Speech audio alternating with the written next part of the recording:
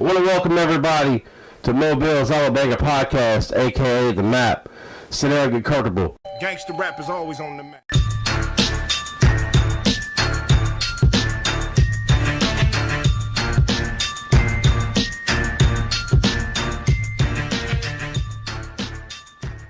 Alright, now that everybody's comfortable and settled in, I'll go over a couple of things real quick. First off, I want to say welcome to the podcast. I'm your host, Scott Wilson. This is The Map. Here on Alabama's podcast, we will cover college football, fantasy football, and the NFL. Obviously, I'm an Eagles fan, so there'll be a lot of Philadelphia talk on here, as well as Saints, because I live in Saints country.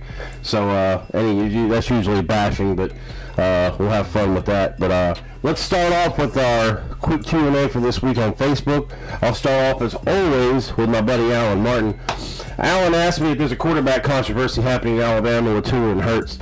I don't believe so. I think inevitably it will be Tua's job. I'm just anxious to see what happens with Hurts as far as position change or even a school change. It's very possible. I think the A-Day game coming up in April will tell a lot. I mean, they're going to call it one at first just to kind of keep things calm, but we won't really know until after that A-Day game and into the summer what's going to happen with that. Alan also asked me about March Madness picks. I've done my bracket. I don't follow it enough. I did some homework yesterday to get my bracket ready. I do feel comfortable with my bracket. I'm not going to tell you who I have winning the whole thing because I'm in brackets with some people who watch the show. So I'm not going to get into all that, but I am comfortable with my bracket. Alan also asked me, what new SEC coaches do you see success from? I think the one that stands out to me the most is probably Florida, with Coach Mullen going there from State, already having familiarity with the Florida Gators. I think he will be the most successful out of the new coaches, so he's the only one I'm really going to mention.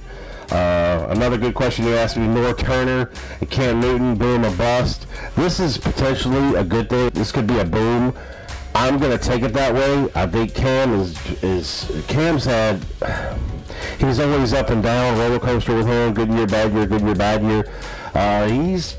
Last year was okay.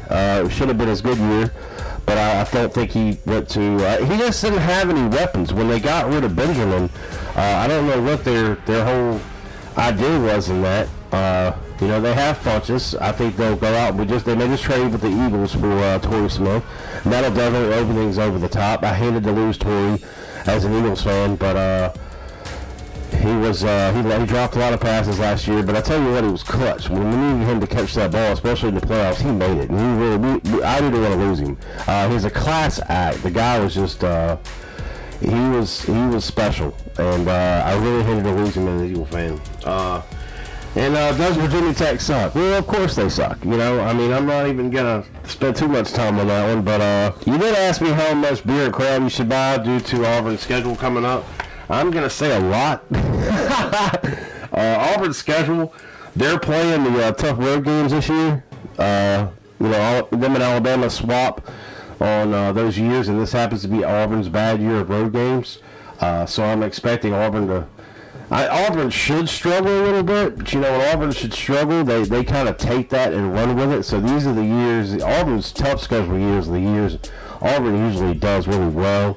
They do have Bama and Georgia both on the road, but they're not scared of playing Tuscaloosa, and they're not scared of playing Athens. So I don't count Auburn out. Bama fan me, I'm not gonna sit here and trash Auburn, but I'm also not gonna sit here and put them in the national playoff. I'm not gonna put them in the playoffs either.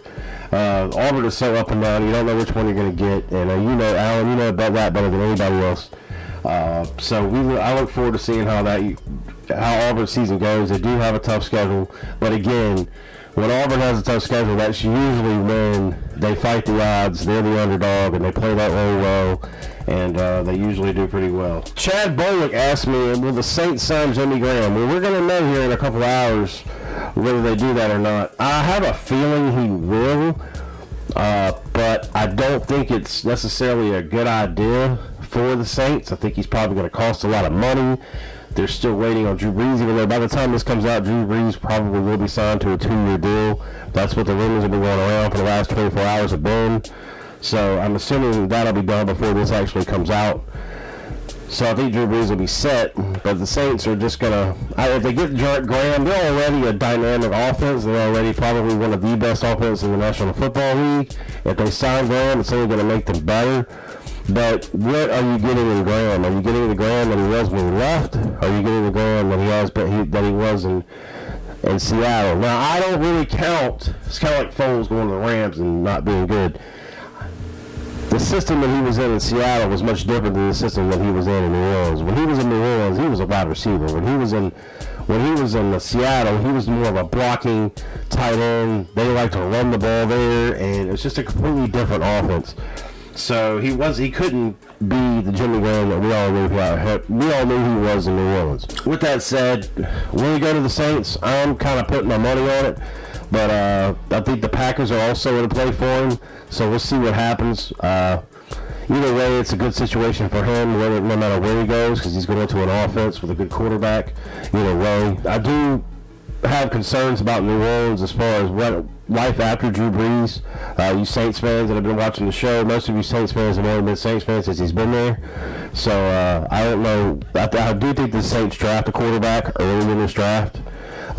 Just a prediction. Anthony asked me, which team will be the most improved after free agency? Who is the most coveted free agent this year? The first question is a little hard to answer because, I don't know. Until we get started, I have no idea. I know who's got the most money. I think the Browns are definitely going to be in play here, even though they've already made a ton of trades. The Browns obviously have more to play with than anybody in the NFL. Most coveted free agent in the NFL tomorrow is going to be undoubtedly Kirk Cousins. I've heard Minnesota. I've heard Arizona. Jets are in the mix too. I think he's going to end up in Minnesota because they're offering him $90 million guaranteed. That's a lot of money. I don't see him turning that down. I do think he's a Viking tomorrow. We'll find out by the time this comes out. Some of this stuff may already be out, and we'll see what happens. But Kirk Cousins is definitely the most sought-after free agent. Sammy Watkins is also out there, but I've heard a rumor this morning that he's going to end up in Kansas City.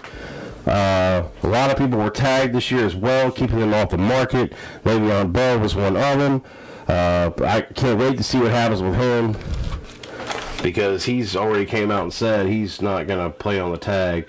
But he did come out right after, like last week sometime, and say that it was going to be a rerun of last year. He'll show up week one. He's not doing training camp. He's not doing all that stuff. So Joe plays in my faction league. Starting this year, he's a new guy in that league. He says, here's our burner, so the Browns. Yeah, I said the Browns. Can the Browns actually become legit, or are they still a lame duck? Joe wants to talk about the Browns, so let's just talk about the Browns real quick. Browns, I already kind of went over it, Joe, but here's my thing, man. The Browns, they've done a lot. They went and got Tyrod Taylor. They went and got Landry from the Dolphins. They've done a lot of good moves in the last week or two. And we still have free agency starting tomorrow and the draft coming up next month. The Browns are on the move. And like I said, they've done all the right things. I think they will continue. If they take Buffalo and win, if they don't, they're stupid, but it's the Browns, so I have no idea. Fully believe the Browns could be competitive in that division. I'm not yelling Super Bowl by any damn means. I'm not even yelling playoffs. I'm not even yelling, division champs. I'm just saying they should be contenders. Maybe not this year, but it looks like they're going in that direction for the future. But it's the Browns. Like I said, it's always going to end with that statement, but it's the Browns. So you have no idea what they're going to do. That's my beef on the Browns. Mark also made some comments. Talib and Peters to the Rams as the new corners. Yeah, I think the Rams are good at corner. They did some moves. They also tagged their safety.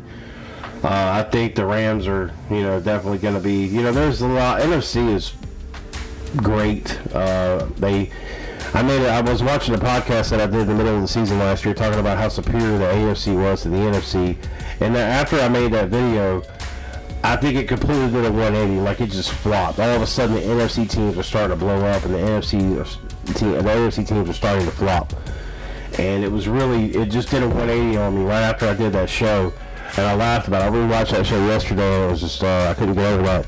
That was one of the last shows I did. And before I started having computer issues. But, that was funny. And it was just weird how the season turned like that on a dime. Free agency is here. We're gonna, by the time this comes out, some news probably will have already been made, predicting that Drew Brees will be re-signed by New Orleans for a 2-year deal. That's been the rumor the last day or two. Jimmy Graham's possibly going to end up back in New Orleans. That'll be good for the fans. I know they love Jimmy Graham there. New Orleans is going to be dangerous next year. The Philadelphia Eagles play New Orleans in New Orleans. Hopefully I'm going to that game. I really want to go. I'm really hoping that I can get there. And maybe some of you guys will go with me. I don't know if you want to be seeing somebody wearing an Eagles jersey in the Dome again. Fantasy football talk real fast. This March, it's that time of year I start putting feelers out. If you've been playing in my leagues and you wore out, let me know. Say it to me. Don't just assume I'm going to throw you out. If you are back in, then you need to let me know you're back in, because I've got a lot of people who want in. A couple of guys out there that watch the show, Charlie, Mike Chauncey, you guys that are watching the show, you guys are first dibs, and any spots that open up immediately. Guys, let me know if y'all are still interested. I know Charlie is. Mike, I haven't talked to you in a while. But anyway, free agency is on the brink. We're about to get this thing started. I'm super excited. I can't wait. I'm going to also predict Foles to Buffalo. Maybe. I don't know. Sam, what do you think? I think Foles is probably definitely going to end up being a goner. I don't want to lose him in Philly. I would much rather keep him, but I just don't know. It just all depends on somebody's going to be willing to give up a first-round pick. And I think the Bills could do it, but I also think the Bills are doing what they can to move up in the draft. So they may be going a different direction. It seems like they're following that same role we did to get Wentz. So we'll see what happens with the Bills. Also, the Dolphins is another play for Nick Foles. I don't want to see him go there because I want him to be successful where he goes, and I just don't see him being that way in Miami. Sue is still, Sue's going to, it looks like they're going to cut Sue from Miami too. So I'm really anxious to see where he goes as well. I'd like to see him in Philly, but I don't think it's going to happen. We just signed Michael Bennett, the defensive end from Seattle. So our defense just went from good to great. I'm super stoked about that. As an Eagles fan, I want to ask you guys down below. I want you to write down your full playoff teams for 2018. Give me your predictions on who it's going to be, and I'm anxious to see that. And then leave anything else down you want to talk about down below. Anything that I've touched on, anything, comments, or whatever you want to write down below about the things that we've talked about today as far as free agency. Where do you think Jimmy Graham's going?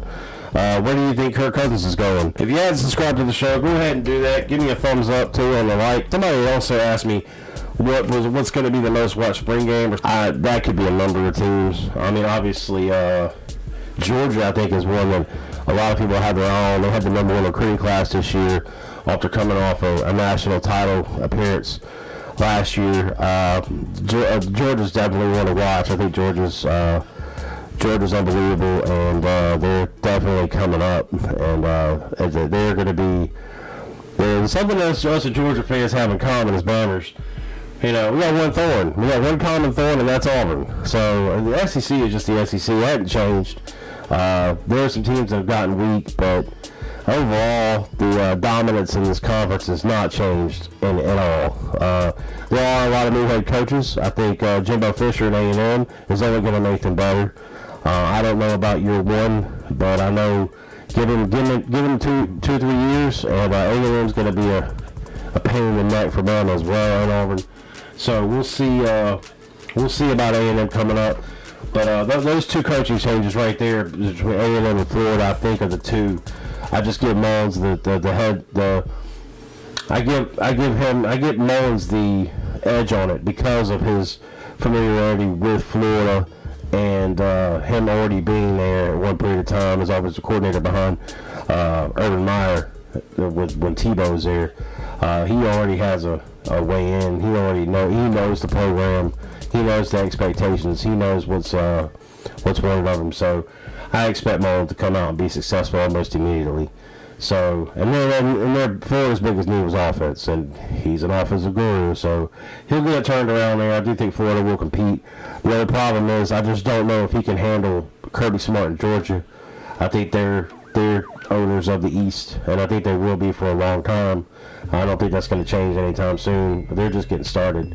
So Georgia's Georgia's owners of the East, and they will be. And it's not going to change. Florida will be a pain in their neck, but that's Georgia's division. Leave your stuff down below. I want to hear y'all's comments on things that are going on right now. Give me your opinions on where Kirk Cousins is going. Give me your opinions on what's happened to free agency. Give me your opinions on the quarterback controversy at Alabama. You know, I want to hear what you have to say. So leave your comments down below, and we'll do some more talking. I'm Scott Wilson. We're trying to get you on the map. Gangsta rap is always on the map.